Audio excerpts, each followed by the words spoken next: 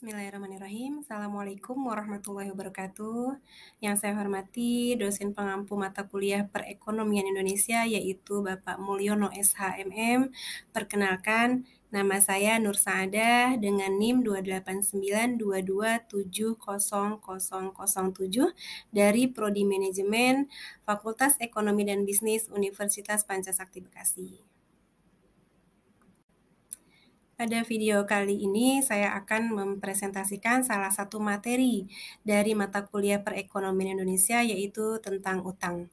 Yang akan saya bahas di sini itu mengenai pengertian utang, jenis-jenis utang, utang dan pembangunan Indonesia, perjalanan utang Indonesia dan dampak positif dan negatif utang luar negeri.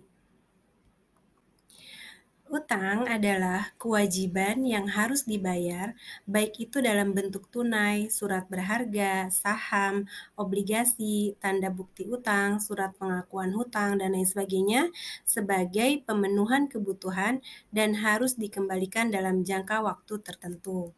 Nah, ini negara kita ini, Indonesia termasuk salah satu negara yang membiayai pembangunan dari hutang ya.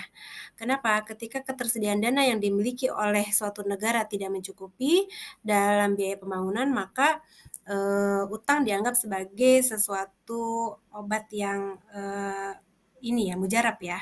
Dalam artian utang bisa mempercepat proses pembangunan tanpa harus menunda hingga dana cash benar-benar termiliki. Negara berkembang dan terbelakang itu merupakan negara yang paling dominan menempatkan keputusan utang sebagai salah satu cara untuk membiayai pembangunan. Berbagai lembaga donatur dan negara maju terlibat dalam kesepakatan pemberian pinjaman, baik pinjaman jangka pendek dan panjang, termasuk kategori suku bunga lunak dan keras ya. Nah, negara Indonesia ini termasuk salah satunya. Baik, kita membahas dulu apa sih jenis-jenis utang itu. Yang pertama yaitu berdasarkan jangka waktu. Di sini ada 3 macam utang ya berdasarkan jangka waktu. Yang pertama yaitu utang jangka pendek. Ini biasanya kurang dari 1 tahun ya. Jatuh temponya singkat, di bawah 1 tahun. Waktu pelunasannya sekitar 1-3 tahun. Nah, ini biasanya pembayaran utang ini bisa dilakukan secara lunas atau pembayaran berjangka dengan cicilan. Biasanya akan digunakan untuk utang dagang, utang pajak, utang biaya, dan utang wesel. Kemudian biasanya juga utang jangka pendek ini tidak membutuhkan jaminan, hanya berdasarkan perjanjian tertulis atau kepercayaan. Selain bank atau lembaga keuangan, penyedia utang jangka pendek ini dapat dilakukan kepada individu lain. Kemudian ada utang jangka waktu menengah. Ini biasanya jangka waktu menengah itu sekitar 5-10 tahun ya. Nominal utangnya tidak terlalu besar, tapi tidak terlalu kecil juga. Terdapat suku bunga dalam pinjaman. Ada pihak lembaga keuangan yang meminta jaminan atau tidak. Hal ini tergantung dari besarnya utang dan ketentuan yang berlaku. Contohnya biasanya untuk utang jangka waktu menengah ini adalah leasing ya atau term loan ya. Ini untuk utang yang tempo pengembaliannya antara 5-10 tahun. Kemudian utang jangka panjang. Ini biasanya pelunasannya itu di atas 10 tahun. Nah, contohnya adalah untuk jangka panjang ini adalah modal ventura, hipotek ya, kemudian ada utang obligasi, ada saham preferen dan juga utang dari lembaga keuangan untuk mendapatkan pinjaman dari lembaga keuangan lain ya, dibayar secara amortisasi atau dicicil. Kemudian berdasarkan pengelolaan keuangan, ini ada 2 jenis ya. Yang pertama yaitu utang produktif. Utang produktif ini yaitu manfaat ya untuk modal usaha, modal kerja, investasi. Nah, ini untuk membantu aktivitas pekerjaan yang usaha besar biasanya.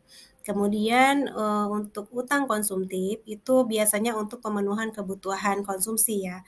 Utang ini bersifat mendesak atau tidak terlalu lama, terlalu penting. Oleh karena itu jenis utangnya juga tidak memiliki dampak positif dan justru dapat menambah masalah finansial biasanya.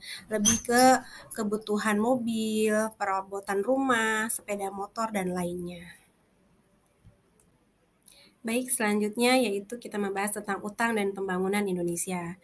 Indonesia salah satu negara dunia ketiga sebelum terjadinya krisis moneter yang menyerang Asia Tenggara ini memiliki laju pertumbuhan ekonomi yang cukup tinggi.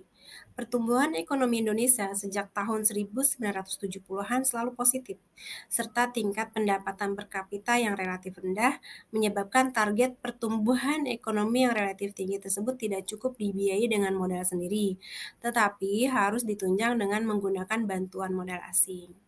Apa saja sih penyebab Indonesia melakukan utang luar negeri ini? Yang pertama yaitu pendapatan per kapita penduduk yang umumnya relatif rendah menyebabkan tingkat MPS atau marginal propensity to save rendah dan pendapatan pemerintah dari sektor pajak khususnya penghasilan juga rendah. Kemudian penyebab yang kedua yaitu lemahnya sektor perbankan nasional menyebabkan dana masyarakat yang memang terbatas itu tidak dapat didaya gunakan secara produktif dan efisien untuk menunjang pengembangan usaha yang produktif.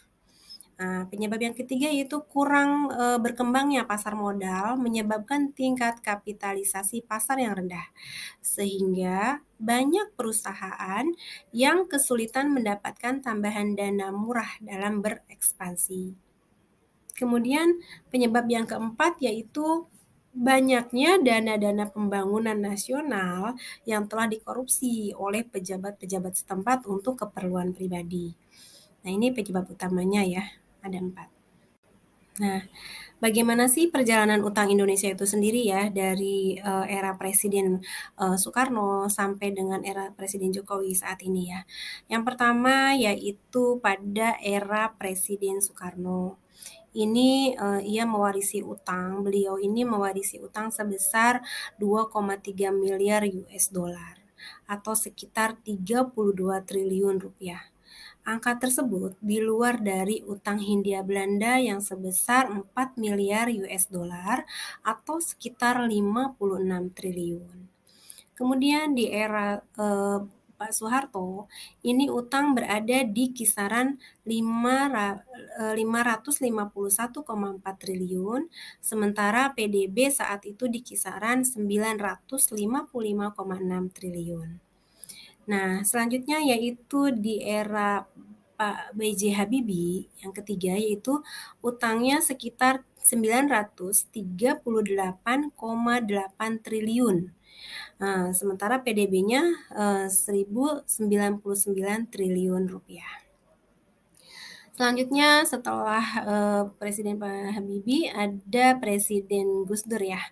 Ini beliau utang pemerintahnya sebesar 1.271 triliun dan PDB-nya sebesar 1.491 triliun.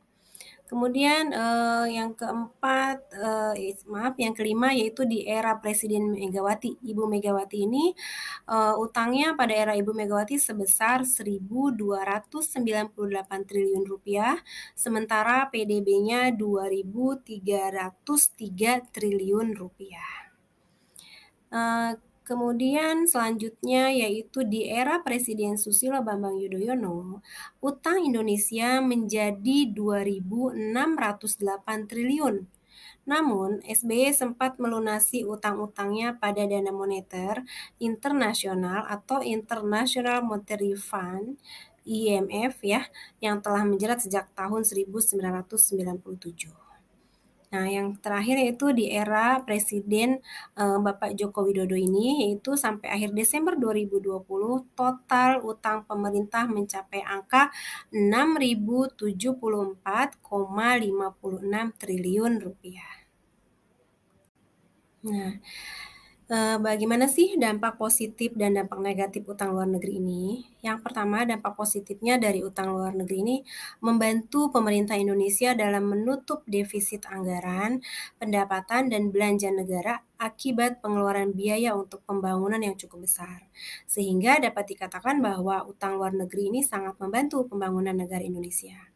Namun di sisi lain, dampak negatif yang ditimbulkan juga tidak kalah besarnya.